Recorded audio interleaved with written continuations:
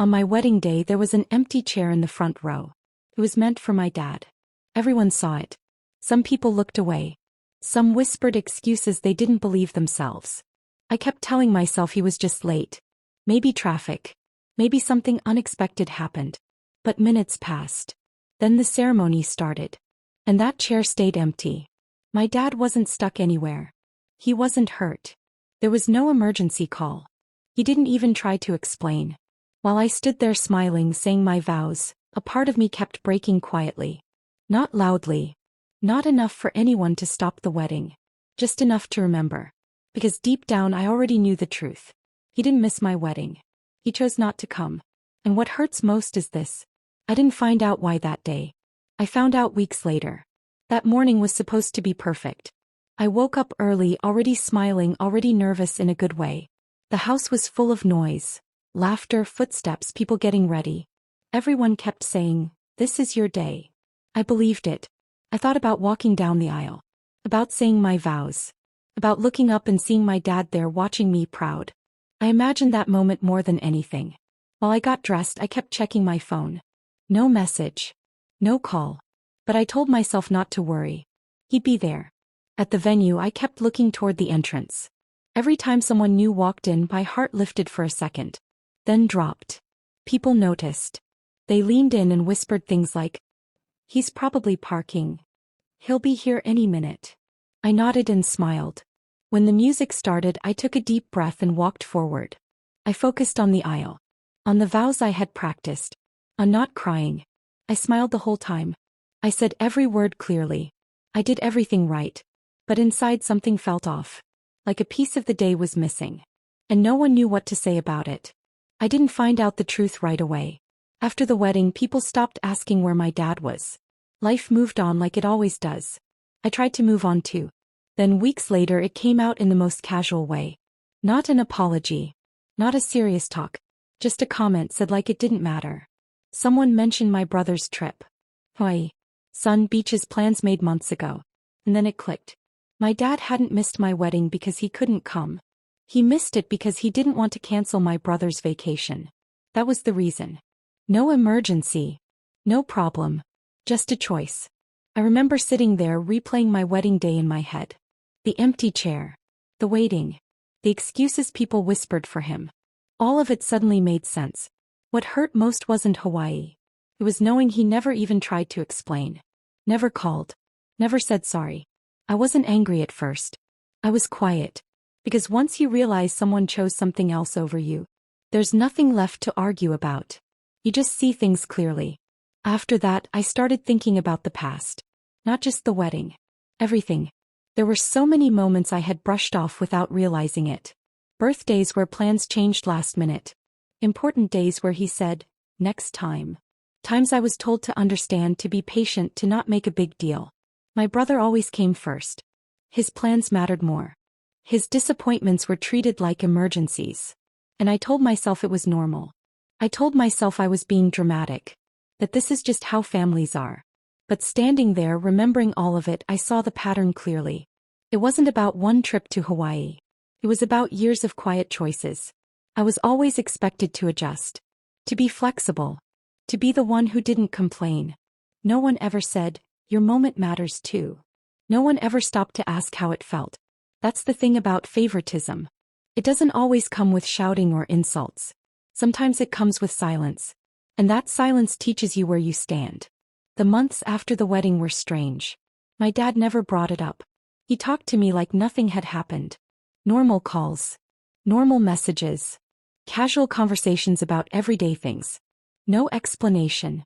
No apology. First I waited. I thought maybe he just needed time. Maybe he didn't know how to say it. But weeks passed. Then months. And the silence started to hurt more than his absence at the wedding. Because it felt like my feelings didn't even deserve a conversation. Every time we talked, I wondered if he would finally mention it. If he would ask how I felt. If he would say he was sorry. He never did. It made me question myself. Was I wrong to be hurt? Was I supposed to pretend it didn't matter? I replayed that day over and over in my head. The empty chair. The smiles I forced. The way everyone avoided the topic. That's when I realized something painful. If I didn't speak up, This would just become another thing I was expected to accept. Another moment I was supposed to forget. And I wasn't sure I could do that anymore. Then one day my dad called. His voice sounded normal. Almost casual. Like we were picking up an old conversation. He needed something from me. Not urgently. Not emotionally. Just help. My time. My presence. He talked like it was expected. Like I would say yes without thinking the way I always had. As he spoke, I felt something shift inside me. Not anger. Not sadness. Tiredness. I realized how familiar this felt. He could miss my biggest day without a word. But when he needed me, there was no hesitation. I listened quietly while he explained. While he assumed I would show up. While he never once mentioned the wedding. That was the moment it became clear. I had always been available. Always understanding. Always the one who adjusted. And he had never had to think about what it cost me. For the first time, I didn't rush to answer. I didn't promise anything. I just stayed silent. And in that silence, I understood something important. I had a choice. After that call, I couldn't stop thinking. Not about what he asked for, but about how I felt. The quiet. The heaviness in my chest. I asked myself why saying yes felt so hard this time. It wasn't because I didn't care. It wasn't because I wanted revenge. I was just tired. Tired of always being the one who showed up. Tired of making room for everyone else's needs. Tired of shrinking my own feelings to keep the peace. I thought about the wedding again. How I stood there smiling while something inside me cracked. How I defended him when others questioned his absence. And I realized I had been doing that my whole life. Protecting him. Making excuses. Pretending it didn't hurt.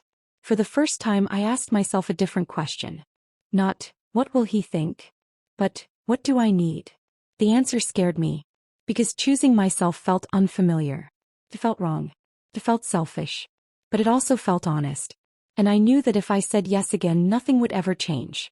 So I took a breath. And I decided to do something I had never done before. When I finally spoke to him again, my voice was calm. No anger. No raised words. No long explanation. I didn't bring up the wedding. I didn't list the ways he had hurt me. I didn't try to make him understand. I just said no. I told him I couldn't help this time. That I wouldn't be there. There was a pause on the other end of the line. Longer than usual. He sounded surprised. Almost confused. Like he was waiting for me to change my mind. I didn't. For the first time, I didn't rush to fill the silence. I didn't apologize for choosing myself. I didn't explain my reasons. I simply stayed firm. Saying not this time felt strange. My hands were shaking. My heart was racing. But underneath all that fear, there was something else. Relief. Not because I hurt him. But because I finally stopped hurting myself. That moment wasn't loud or dramatic. No doors slammed. No words were thrown back and forth. It was quiet. And somehow that quiet felt powerful. Because for once I meant what I said. I didn't expect what came after. At first there was silence. No calls. No messages. Then the reactions started to trickle in. He sounded distant. Short. Like he didn't know how to talk to me anymore. Others noticed too. Questions were asked. Why I wasn't helping. Why I was being different. Some people said I was overreacting.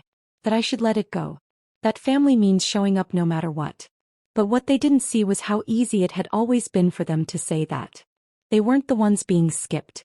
They weren't the ones sitting in front of an empty chair. I realized something important during that time. People are comfortable with you as long as you play the role they're used to. The understanding one. The quiet one. The one who never says no. The moment you change that, they feel uncomfortable. Not because you're wrong. But because the balance has shifted. And for the first time, I didn't rush to fix it. I let the silence stay. Because I was done explaining my worth to people who never questioned it before. Walking away didn't feel the way I thought it would. I expected guilt to follow me everywhere. I expected regret. I expected to miss the version of myself that always said yes. But what I felt instead was quiet. Not happiness. Not sadness. Clarity. For the first time, my thoughts weren't crowded with excuses for someone else's behavior. I wasn't replaying conversations in my head, wondering what I should have said differently. I wasn't carrying the weight of someone else's choices. That space was new to me. With time, I started noticing small changes. I slept better. I stopped checking my phone every time it buzzed. I wasn't bracing myself before family conversations anymore. I realized how much energy I had spent trying to earn something that should have been freely given. Presents. Here. The wedding wasn't the beginning of the problem. It was the moment I finally saw it clearly. I understood that love isn't proven by how much you tolerate. It isn't measured by how often you sacrifice yourself to keep others comfortable. And it definitely isn't shown by choosing vacations over life-changing moments. I stopped asking why I wasn't enough. I stopped comparing myself to my brother. Not because it didn't hurt anymore, but because I finally accepted the truth. I had been enough the whole time. What changed was my willingness to accept less. Letting go didn't mean I stopped caring. It meant I stopped bleeding quietly for people who didn't notice. I learned that boundaries don't destroy families. They reveal them. Some relationships grew distant. Some conversations never happened. And that was painful. But it was also honest. Because pretending everything was fine had cost me more than the distance ever did. I didn't walk away to punish anyone. I walked away to protect myself. And once I understood that, the guilt slowly lost its power. I wasn't being cold. I wasn't being cruel. I was finally being fair. To myself. This isn't a story about revenge. It's not about punishment. It's about respect. My respect for myself and my choice to finally honor it. I want you to hear this clearly. Sometimes the hardest decision isn't about what others deserve. It's about what you deserve. I didn't say not this time to hurt him. I said it because I had spent too many years shrinking myself to fit into someone else's expectations. Too many years excusing absence, tolerating silence, bending for people who never asked how I felt. And in that moment I realized something important. Peace doesn't come from approval. It comes from boundaries. It comes from standing firm in your truth. It comes from choosing yourself even when it's uncomfortable, even when it shocks others. Walking away from old patterns isn't easy. It's uncomfortable. It's lonely at first. But it's also freeing. I didn't lose a father. I found myself. I found the part of me that doesn't need validation to exist. The part of me that can finally breathe. So if you've ever felt overlooked, unheard, or taken for granted, remember this. You don't have to keep showing up for people who don't show up for you. Your presence has value. Your feelings have weight. And your time belongs to you first. Sometimes saying not this time isn't a rejection of someone else. It's an embrace of your own worth. And sometimes, that is the first time you finally show up for yourself.